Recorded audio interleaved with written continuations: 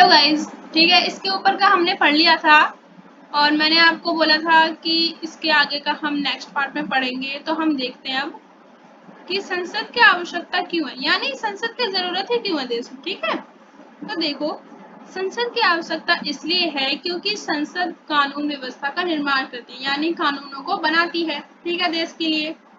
और संसद एक वैधानिक संस्था यानी एक लीगल संस्था है, ठीक है। तो जो भी संसद कानून बनाती है वो क्या होता है, पूरे देश के लिए लागू होता है। और देखो, संसद द्वारा देश में शांति और सुरक्षा बनी रहती है, ठीक है। क्या होता है, देश में शांति और सुरक्षा बनी रहती है, ठीक है। लोग अपना जीवन यापन अच्छे से करते हैं। अब देखो, संसद के प्रमुख कार्य व शक्तियां क्या क्या है, ठीक है। उसके कार्य क्या है और उसकी शक्तियां क्या है। तो सबसे पहले आता है कि संसद क्या करती है, कानून बनाती है, यानी कानून बनाना, ठीक है। कानून बनाने में क्या है, किसी भी देश में व्यवस्था बनाए रखने के लिए कानून की आवश्यकता होती है। और ये कानून संसद के दो सदनों में बनते हैं, ठीक है। संसद के दो सदन है, ठीक है, लोकसभा और राज्यसभा भी हमने पढ़ा, ठीक है। राज्यसभा और लोकसभा जब किसी बिल को यानी विधेयक को पास कर देते हैं तो वह क्या होता है, राष्ट्रपति के हस्ताक्षर के बाद कानून बन जाता है, ठीक है। यानी संसद का पहला कार्य क्या है, कानून बनाना। अब देखो, सेकंड क्या है, कार्यपालिका पे नियंत्रण करना, ठीक है। संसद क्या करती है, कार्यपालिका पर नियंत्रण करती है ताकि वो अपनी मनमानी ना करे, ठीक है। ये भी एक काम है इसका, और शक्ति भी है। तो देखो, विधायिका यानी संसद कार्यपालिका पर नियंत्रण करती है जिससे कार्यपालिका अपने शक्तियों का गलत इस्तेमाल नहीं कर सके, ठीक है। लोकसभा के सदस्य कार्यपालिका से प्रश्न कर सकते हैं, पुनः प्रश्न यानी दोबारा से प्रश्न कर सकते हैं, और कार्यपालिका के प्रस्ताव पर अविश्वास का दावा कर सकते हैं कि उन्हें कोई प्रस्ताव अगर पसंद नहीं आता है, ठीक है, जो संसद के यानी विधायिका के सदस्य हैं, उन्हें कार्यपालिका के जो प्रस्ताव का कुछ सुझाव दिया उन्होंने, उनसे पसंद नहीं आता, उन्हें पसंद नहीं आया, तो वो क्या करेंगे, उस पर अविश्वास जता सकते हैं, ठीक है। और कार्यपालिका के प्रस्ताव पर अविश्वास दिखा सकते हैं अपना, और कार्यपालिका को सदस्यों को जवाब देना पड़ता है, ठीक है। जो कार्यपालिका के सदस्य उन्हें जवाब देना पड़ता है कि ये क्या है क्या नहीं है, जो प्रश्न पूछे जा रहे हैं उस सबका जवाब देना पड़ता है उन्हें। नेक्स्ट है, देखो, देश के लिए बजट बनाना, ठीक है। ये भी क्या है, जो संसद है वो क्या करती है, हर साल देखो बजट बनाती है देश के लिए, ठीक है। आप देखते होगे न्यूज में। तो इसमें क्या है, इस बजट के अंतर्गत क्या होता है, आय का लेखा जोखा होता है, यानी जो पैसा है उसका लेखा जोखा रखा जाता है कि पैसा कहाँ से आएगा, यानी पैसा कहाँ से आएगा, ठीक है। जो कर लगाए जाते हैं यानी टैक्स लगाए जाते हैं, ठीक है, उससे पैसा आता है। और कहाँ लगेगा, यानी कहाँ पे खर्च करना है। ये पैसा संसद के बिना अनुमति से संचित निधि से नहीं निकाला जा सकता, ठीक है।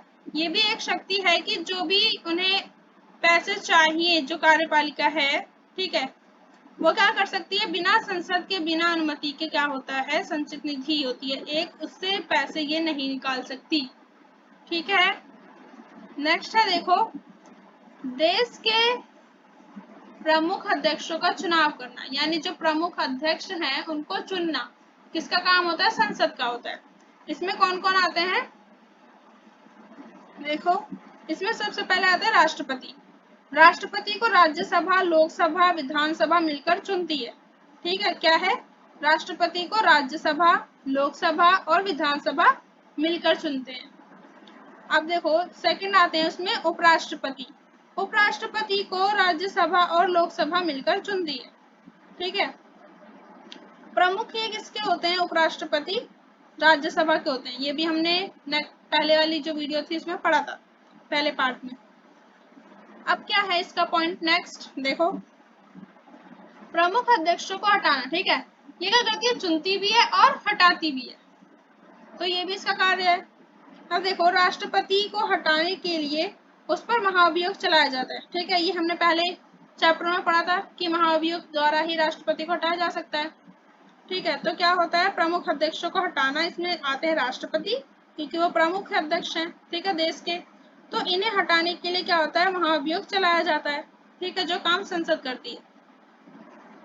और ये भी मैंने आपको बताया था कि महाभियोग जो लगाया जाता है, राष्ट्रपति को 14 दिन पहले उसकी सूचना दी जानी चाहिए, ठीक है। और राष्ट्रपति को राज्यसभा और लोकसभा अपने बहुमत से लाएगी और लोकसभा राज्यसभा उसे स्वीकार कर लेगी। ठीक है, ये सब हमने पहले पढ़ लिया था तो मैं अभी दोबारा से रिपीट नहीं करूंगी। अब देखो, उपराष्ट्रपति को हटाना। ठीक है, उपराष्ट्रपति को राज्यसभा अपने बहुमत से लाएगी। ठीक है, जो राज्यसभा है उसके प्रमुख होते हैं उपराष्ट्रपति, इसलिए जो राज्यसभा है वो अपने बहुमत से उपराष्ट्रपति को लाती है और लोकसभा उसे स्वीकार कर लेती है, यानी जो वो प्रस्ताव लाए हैं उसे स्वीकार कर लेती है, तो उपराष्ट्रपति अपने पद से हट जाता है। अगर संसद देश के प्रमुख अध्यक्षों का चुनाव कर सकती है तो हटा भी सकती है। ठीक है, यही हम पढ़ रहे हैं अभी।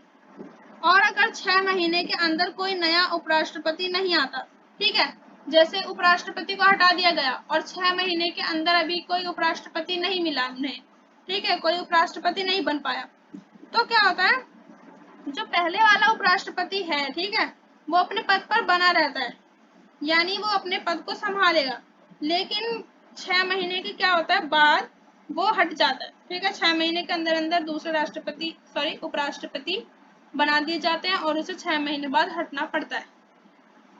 अब देखो नेक्स्ट पॉइंट क्या है, संविधान संशोधन। ठीक है, संविधान संशोधन होता है यानी संविधान में परिस्थितियों के हिसाब से क्या करती है, वो संशोधन करती है यानी बदलाव लाती है।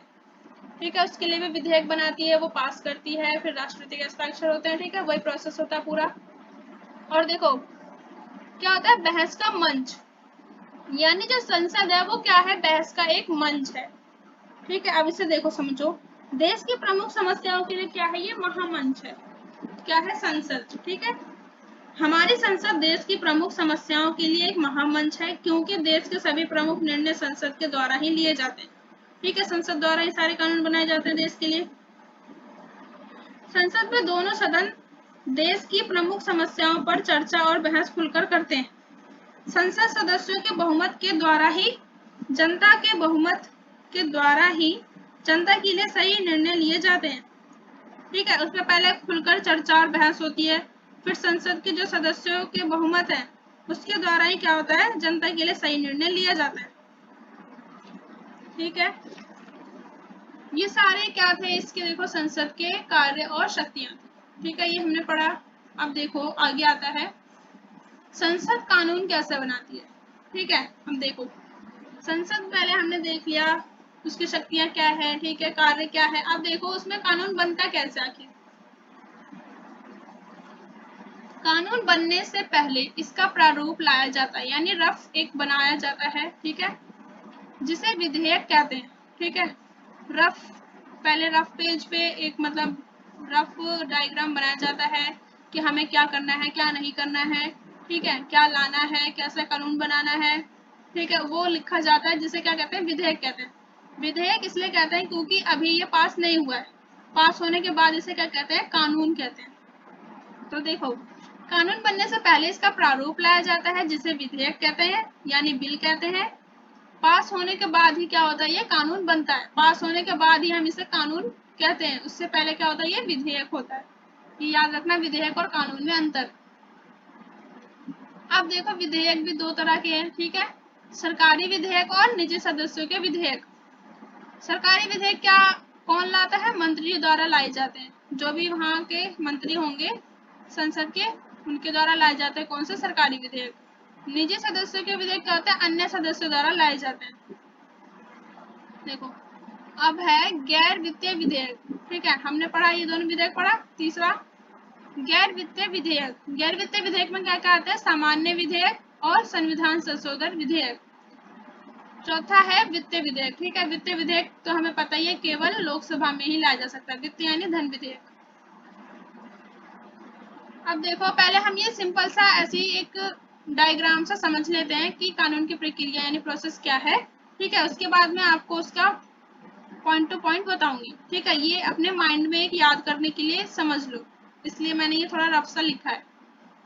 देखो कानून की प्रक्रिया, सबसे पहले क्या होता है, कोई भी सदस्य संसद के किसी भी सदन, लोकसभा या राज्यसभा में इस विधेयक को प्रस्तुत कर सकता है। ठीक है, कोई भी सदस्य चाहे वो लोकसभा या राज्यसभा में क्या होता है, विधेयक प्रस्तुत कर सकता है।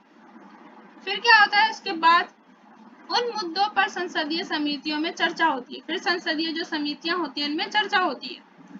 फिर उसके बाद क्या होता है, फिर विधेयक पर मतदान होता है। ठीक है, मतदान होता है। अगर वह उस सदन में पारित हो जाता है यानी पास हो जाता है तो दूसरे सदन में फिर भेजा जाता है। यहाँ पे आप भेजा कर लीजिएगा, मैंने दा लिख दिया है। ठीक है, भेजा जाता है। उसके बाद क्या होता है, दूसरे सदन में यही प्रक्रिया होती है। ठीक है, उसमें भी यही होगा कि चाहे चर्चा बहस होगी, फिर मतदान होगा। ठीक है, फिर पास होने पर क्या होता है, राष्ट्रपति के पास भेजा जाता है। ठीक है, जब पहले वाले में पास हो गया, ठीक है, दूसरे में भेजा गया, दूसरे में भी वही प्रक्रिया होगी। उसके बाद जब दूसरे में भी पास हो जाएगा उसके बाद क्या होगा, राष्ट्रपति के पास भेजा जाएगा। और फाइनली क्या होता है, राष्ट्रपति के हस्ताक्षर होते ही ये विधेयक क्या होता है, कानून बन जाता है। ठीक है, तो ये हमें रफ सा याद करके रखना है। ठीक है, ये अपने माइंड में याद रखना है। आइए मैं आपको पूरा इसका डायग्राम अच्छे से बताती हूँ। अब देखो, संसद में कानून निर्माण की प्रक्रिया में सबसे पहले क्या होता है, 3 वाचन होते हैं। ठीक है, ये तो हमें एक रफ आइडिया याद करने के लिए मैंने बनाया था। ठीक है, कि पहले ये प्रोसेस होती है, फिर ये होता है, फिर ये होता है। अब देखो क्या होता है, 3 वाचन होता है सबसे पहले प्रक्रिया में। प्रथम वाचन में क्या होता है, इसमें किसी भी संसद का सदस्य विधेयक ला सकता है। फिर सबसे पहले वह सदस्य उस विधेयक का संक्षिप्त विवरण और भाषण उद्देश्य बताता है। ठीक है, सबसे पहले क्या हुआ, सदस्य विधेयक का क्या करेगा, एक छोटा सा विवरण देगा, यानी उसके मेन पॉइंट्स को हाईलाइट करेगा। भाषण देगा छोटा सा कि उसमें क्या क्या है, क्या नहीं है, क्या अच्छा है। ठीक है, ऐसे करके इसका उद्देश्य क्या है ये सब बताएगा। उसके बाद क्या है, जो फोटोकॉपी होती है जो विधेयक लाया है उसको क्या होता है, पूरे सदस्यों को बांटा जाता है ताकि वो उस पर अच्छे से देख सके उसमें क्या क्या है। ठीक है, तो पहला क्या हो गया, पहला वाचन ये हो गया। ठीक है, अब देखो द्वितीय वाचन, इसमें क्या होता है, प्रथम वाचन के बाद द्वितीय वाचन होता है। ठीक है, सदन के सदस्य प्रस्तुत विधेयक पर चर्चा एवं बहस करते हैं। ठीक है, अब देखो यहाँ पे तो उसने अपना जो विधेयक लेकर आया सदस्य है उसने क्या किया, उसका विवरण दिया। ठीक है, उसका उद्देश्य बताया, मेन पॉइंट्स को हाईलाइट किया, उसमें क्या क्या है। अब द्वितीय वाचन में क्या होता है, जो भी प्रस्तुत विधेयक है उस पर क्या होगी, चर्चा और बहस होगी। ठीक है, और फिर क्या होगा, विधेयक के ऊपर औचित्यता यानी जो विधेयक है वो सही है या गलत है। ठीक है, उसके ऊपर सवाल जवाब होंगे। ठीक है, ये किस में होगा, द्वितीय वाचन में। उसके बाद देखो, विधेयक संबंधी समिति को भेजना। ठीक है, उसके बाद विधेयक संबंधी जो भी समिति है उसे भेजा जाएगा। ठीक है, जो भी विधेयक आया है अगर मतलब वो कौन सी जो समिति है उससे संबंधित है उस वाली समिति को भेजा जाएगा ताकि वो अच्छे से उसकी जांच करे। ठीक है, अब देखो क्या होता है, द्वितीय वाचन के बाद विधेयक संबंधित समिति को भेजा जाता है। ठीक है, संबंधित समिति को भेजा जाएगा। फिर संबंधित समिति उस विधेयक पर विचार करती है और वह सुझाव और अपनी सिफारिश भी पेश करती है यानी भेजती है। तो देखो फिर वो, सॉरी वो कॉल आ गया था। देखो संबंधित समिति क्या करेगी, विधेयक पर विचार करती है और फिर क्या होता है, सुझाव देती है अपने कि इसमें क्या होना चाहिए, क्या अच्छा है क्या नहीं है, अपनी जो भी सिफारिश है वो भी बताती है। ठीक है, इसके बाद तृतीय वाचन आता है। अब देखो, जब समिति विधेयक को संसद में भेजती है, अब ठीक है समिति ने अपना जो भी है अपना विचार विमर्श करके सुझाव दिए, सिफारिश भेजी। ठीक है, अब वो क्या होगा, संसद में इस पर चर्चा और खुलकर बहस होती है। इस विधेयक के पक्ष पर बारीकी से गौर किया जाता है और यह वाचन अंतिम वाचन होता है। ठीक है, 3 वाचन थे, दूसरा पहला हमने पढ़ लिया था, अब ये तीसरा वाचन क्या था, अंतिम वाचन था। इसमें खुलकर पूरी तरह से अच्छे से बहस होगी क्योंकि सभी को फोटोकॉपी दी गई थी। ठीक है, सभी सदस्यों ने अच्छे से पढ़ा। ठीक है, समिति ने सुझाव दिया, यहाँ पे खुलकर बहस हुई।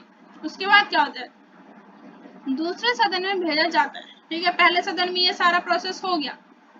ठीक है, वहां से समझ लो पास हो गया, फिर ये दूसरे उसमें भेजा जाएगा सदन में, फिर ये विधेयक दूसरे सदन में भेजा जाता है और यही प्रक्रिया इस सदन में होती है यानी प्रथम वाचन, द्वितीय वाचन, तृतीय वाचन इसमें भी यही होगा, ठीक है। लास्टली जब ये पास हो जाएगा इसमें भी, तब होगा हस्ताक्षर। दोनों सदनों से गुजरने के बाद यह विधेयक राष्ट्रपति के हस्ताक्षर के लिए भेज दिया जाता है, ठीक है। और राष्ट्रपति के हस्ताक्षर के बाद ये विधेयक क्या होता है, कानून बन जाता है। लेकिन अगर राष्ट्रपति उसे वापस विमर्श यानी विचार करने के लिए संसद में भेज दे, ठीक है, और संसद उसके परामर्श को मान भी सकता है और नहीं भी, ठीक है। जैसे राष्ट्रपति को लगा कि इसमें और कुछ होना चाहिए तो उन्होंने संसद में भेज दिया, लेकिन ये संसद की मर्जी है कि वो उसमें बदलाव करे या ना करे, ठीक है। परामर्श को मान भी सकता है और नहीं भी मान सकता है। दूसरी बार भेजने पर राष्ट्रपति को हस्ताक्षर करने ही पड़ते हैं, ठीक है। अब वो अगर बिना कुछ उसमें किए भी अगर वो दोबारा से विधेयक वही भेज देती है, ठीक है, पास करके, तो भी क्या होता है, राष्ट्रपति को सिग्नेचर करना पड़ता है, ठीक है। अब देखो ये सारा प्रोसेस तो होता है, लेकिन कभी कभी क्या होता है, एक विशेष स्थिति पैदा हो जाती है। वो क्या है वो देख लेते हो। देखो विशेष स्थिति ये होती है, यदि कोई सदन विधेयक को पास नहीं करता है, ठीक है, तो राष्ट्रपति दोनों सदनों की संयुक्त बैठक बिठाता है, ठीक है। क्या होता है, यदि कोई सदन विधेयक को पास नहीं करता है तो राष्ट्रपति दोनों सदनों की संयुक्त बैठक बिठाता है, ठीक है। संयुक्त बैठक यानी फिर दोनों सदनों को क्या होता है, एक साथ बिठाया जाता है, ठीक है। संयुक्त यानी एक साथ, जिसकी अध्यक्षता कौन करता है, लोकसभा का अध्यक्ष करता है, ठीक है। अभी हमने पढ़ा था ऊपर अध्यक्ष होते हैं और उपाध्यक्ष होते हैं। जिसकी अध्यक्षता यानी जो उसके स्पीकर होते हैं वो कौन होते हैं, लोकसभा का अध्यक्ष। अब दोनों सदनों से विधेयक के पक्ष और विपक्ष में मतदान कराया जाता है, ठीक है। जो उसके पक्ष में वो भी मतदान करेंगे, विपक्ष में वो मतदान करेंगे। मतदान बराबर होने की स्थिति में, ठीक है। यहाँ पे एक और स्थिति आती है कि कम ज्यादा ना हो, बराबर आ जाए, 50-50 आ जाए, ठीक है। मतलब आधे चाहते हैं हो, आधे चाहते हैं ना हो। लेकिन ऐसी स्थिति आने पर क्या होता है, लोकसभा का अध्यक्ष निर्णायक मत देता है, यानी जो लोकसभा का अध्यक्ष है, ठीक है, वो क्या करेगा, निर्णायक मत देगा, यानी वो अपना एक वोट देगा, ठीक है। अब वो क्या होता है, ज्यादातर लोकसभा की तरफ से ही वोट देता है, क्योंकि वो लोकसभा का ही अध्यक्ष होता है, ज्यादातर तो यही होता है। लेकिन क्या होता है, वो अपना मत देगा। और अब अंतिम रूप में विधेयक राष्ट्रपति के हस्ताक्षर के लिए भेजा जाता है, ठीक है। अब ये क्या होगा, अब लास्ट में क्या होगा, राष्ट्रपति के हस्ताक्षर के लिए भेजा जाएगा, फिर ये विधेयक कानून का रूप ले लेगा हस्ताक्षर के बाद, ठीक है। पूरा प्रोसेस समझ में आया, ठीक है। ये सारा प्रोसेस था कानून बनने का, ठीक है। कानून की प्रक्रिया हमने देखा। अब थोड़ा सा और बचा, ये भी देख लेते हैं। ये कुछ इंपॉर्टेंट बातें हैं, ये भी जाननी जरूरी है आपके लिए, ठीक है। यदि प्रस्तावित विधेयक पर दोनों सदनों के बीच मतभेद होता है, ठीक है, यही वाली अवस्था जो मैंने आपको बताई थी, संयुक्त बैठक होती है, ठीक है, कि कोई पास नहीं कर रहा है, ठीक है, मतभेद है उनमें कि हम नहीं करेंगे, ऐसा है वैसा है, ठीक है। तो क्या होता है, यदि प्रस्तावित विधेयक पर दोनों सदनों के बीच मतभेद होता है तो उन्हें संसद के संयुक्त अधिवेशन यानी संयुक्त बैठक के माध्यम से सुलझाने की कोशिश की जाती है, ठीक है। अभी हमने ऊपर पढ़ा। धन विधेयक को राज्यसभा या तो उसे स्वीकार कर सकती है, क्योंकि देखो धन विधेयक में क्या है, शक्तिशाली क्या होती है, लोकसभा ही होती है, राज्यसभा के पास बहुत ही सीमित होती है शक्ति धन विधेयक को लेकर। तो धन विधेयक को क्या होता है, राज्यसभा या तो स्वीकार कर सकती है, ठीक है। जैसे धन विधेयक आया लोकसभा में, राज्यसभा या तो उसे स्वीकार करे, ठीक है, या फिर जो उसको संशोधन करवाने हैं, ठीक है, वो उसे सुझाव दे सकती है, लेकिन अस्वीकार नहीं कर सकती, कि मना नहीं कर सकती, ठीक है, उसे पास ही करना होता है। अगर अब देखो यहाँ पे भी एक स्थिति होती है, यदि राज्यसभा 14 दिनों तक उस विधेयक पर कोई निर्णय नहीं कर पाती, ठीक है, ना कोई सुझाव दीजिए ना स्वीकार कर दिया, ठीक है, उसे कोई निर्णय मतलब उसने कोई निर्णय नहीं किया है, तो क्या होता है, राज्यसभा में, ठीक है, उसे 14 दिन बाद पास मान लिया जाता है, ठीक है, जो धन विधेयक है उसे। समझ में आया, ठीक है। अगर समझ नहीं आया तो एक बार और आप देख लेना, ये इंपॉर्टेंट बातें हैं इसलिए याद होनी चाहिए। अब देखो संसदीय नियंत्रण के साधन, ठीक है। जो संसद है उसमें नियंत्रण कैसे होता है, उसके कुछ साधन है, वो भी देख लेते हैं। बहस और चर्चा, सबसे पहले आता है बहस और चर्चा। ठीक है, देखो इसमें भी थोड़ा सा बच के आया। ठीक है, ये हम नेक्स्ट पार्ट में करेंगे वरना वीडियो फिर लंबी हो जाएगी। ठीक है, थोड़ा सा बच रहा है, इसे हम नेक्स्ट पार्ट में कर लेंगे। Okay, all the best.